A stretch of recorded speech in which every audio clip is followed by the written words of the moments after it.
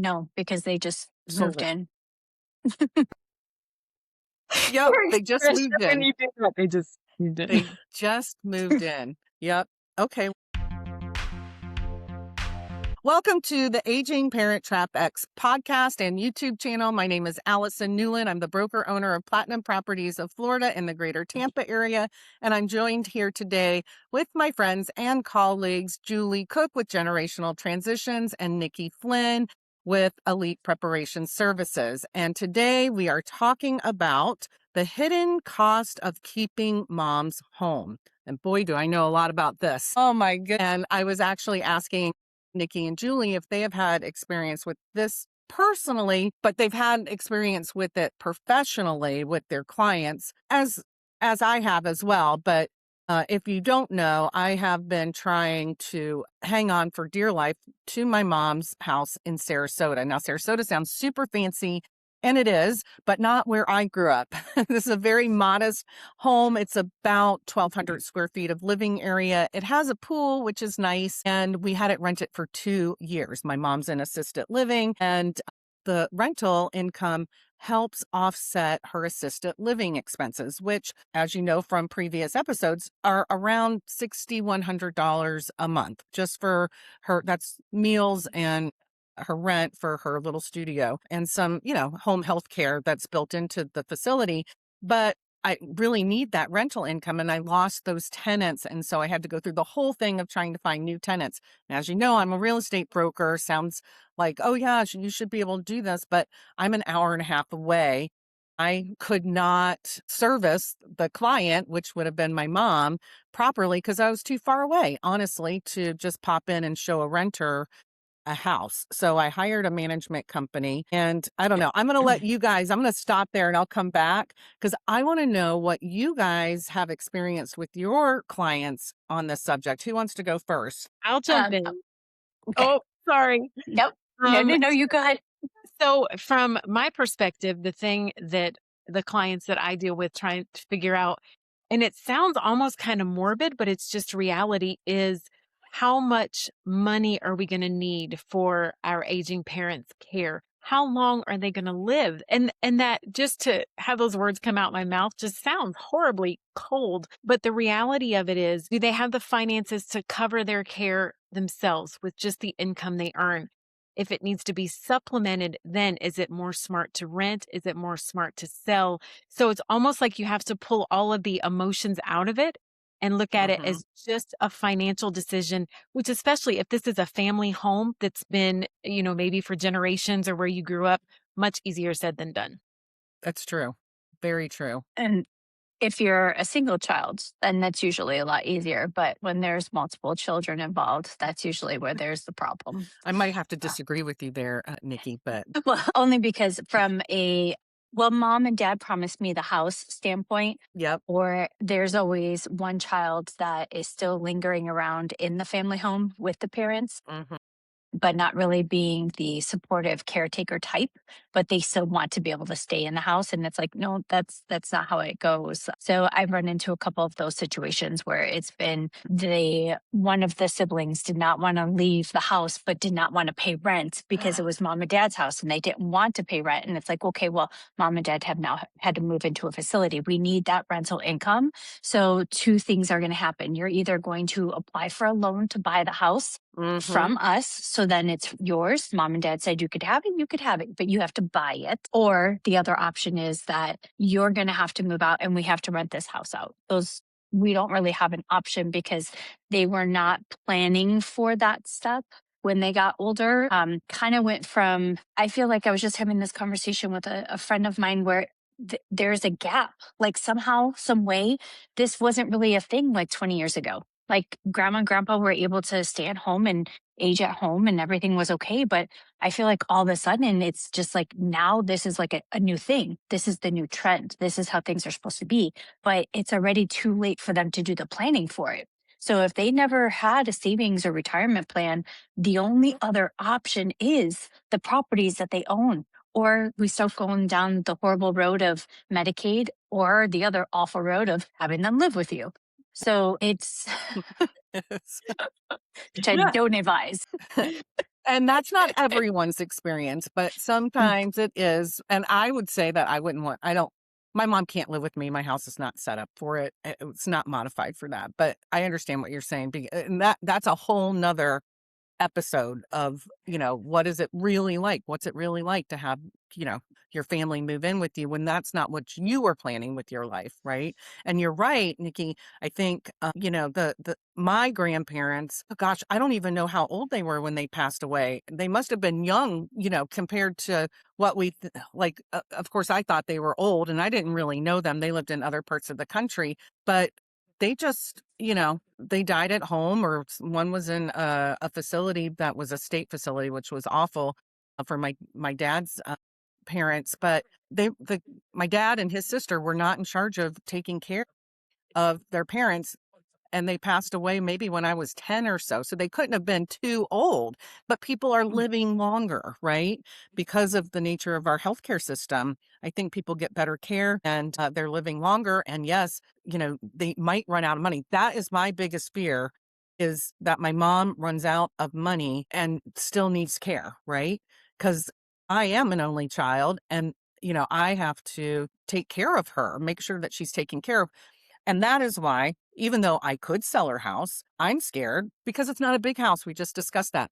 I mean, maybe she would get $300,000. Well, that's not going to last very long at $6,000 a month, plus some other expenses. And I would say, well, and I did the math, and I did a spreadsheet, and it's been keeping me up at night. And we were running at about a $1,000 a month deficit, right? So I knew I had to tap into some savings, which are not plentiful at all. That's going to go pretty quick. And so what you have, and these are the hidden cost of keeping the home. You've got insurance. You got to have property insurance. Now, I don't have to because it's paid off, but what if something happened to it, right?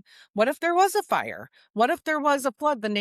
She's not in a flood zone, but her neighborhood did flood 2 years ago with the storms that we had here in Florida, the back-to-back hurricanes. And the water came onto the edge of the driveway. It was getting pretty close. So I went ahead and got flood insurance for the future. So you've got your insurance and taxes. Now, when you don't live in a home, your property taxes go up. So her taxes were pretty low because she had lived there for 40 years, and you get a homestead exemption, and then they can't raise your taxes more than a certain amount each year. So they were literally like around $1,000 a year. That is not the case anymore, and they're going to continue to go up. And P.S., by the way, in Florida, if the property tax homestead exemption, if the homestead is raised, the homestead exemption is raised, thereby reducing our property taxes, they're going to have to come up with different ways to collect property taxes or to collect money to run the local municipalities. That's a whole nother podcast as well. So the point is that people who have investment properties, their taxes may go up even more. So you've got taxes, you've got insurance, the maintenance. I've got maintenance I've got to do. And the last tenant painted like the walls like bright purple, bright blue on a couple of walls. I mean, I gave them permission to paint. What I didn't do was make sure that they paint it before they left, right? Because I didn't tell them that when they paint it. And so the property management company I had to hire to help me find a tenant said, "Oh, you have to paint this." Well, guess what? $2,000. I said, "No, I'm not doing that. If they don't like the paint, they can paint it." So I'm getting around it. It wasn't a bad paint job. It just was very bright. And then, yeah, so those are some of the hidden costs. Oh, and if you rent out the home, by the way, and you use a property management company, which I suggest that you do, unless you're close by and you know what you're doing, they're going to take 1 month's rent right off the top. And then they're going to take 10% of that rent every single month for the term of the lease. And so I'm still going to be, not in the black here, but at least I'll have some money for her. So, I mean, I have some more to say about this, but somebody else should talk because I could just go on forever. But I have something to say about trying to get money out of a home that is in this situation. And I'll tell you my story about that in a minute, but somebody add something, please. I feel like you're the pro on this one because you're in real estate and you have firsthand knowledge of this. Well, I mean, then I will So tell you that, the lessons that I have learned during this process. First of all, when you lose the tenant, so I lost a tenant for the month of May, for the month of June, and now we've got them booked for mid-July, July 15th. I will not collect rent until August. So that's 3 months rent, right? Right there that I'm not collecting, basically. So I looked at, and I was scared that my mom wasn't going to be able to make her July 1st payment of her $6,000 because her operating account, her regular checking account, was getting pretty low, and other things are tied up in investments. Remember, if mom and dad have an IRA or a CD, if they take money out of that stuff, they're going to get penalized. Okay, but I've got a good story about that because I looked into doing a line of credit, home equity line of credit. Well, guess what? Not as easy as you would think. She's owned the house for 40 years. She's got a ton of equity, like 300,000, maybe a little bit more. Seems simple, right? Get 50,000 out, hold her over for a little while, and she's in a safe place, and she's got a little bit of money to help pay those bills. And no, you have to find somebody that will do an investment line of credit because it's now considered an investment home. So your regular people won't do the regular line of credit. So you have to get the higher interest line of credit, and you have to take a minimum of 50,000 with this one program I found, and the interest was really, really high. And then she'd have to start making, $450 payments each month. So I was like, okay, I can't do this. What is going on? And if I sell that house and I don't invest properly, that money, then she might run out of money. So at least I know if I have it rented, I can at least have some cash coming in, right? But I was able to contact, a lot of people don't do this, and you should contact your financial advisor. And I happen to be married to a CPA and CFP. And I said, Tim, I need to know what to do. I need your help here. And he said, contact the bank that has her CDs, tell them what's going on, ask them to let her take out some money and to waive the penalty as a hardship. Explain the situation. He goes, they have the autonomy to do that.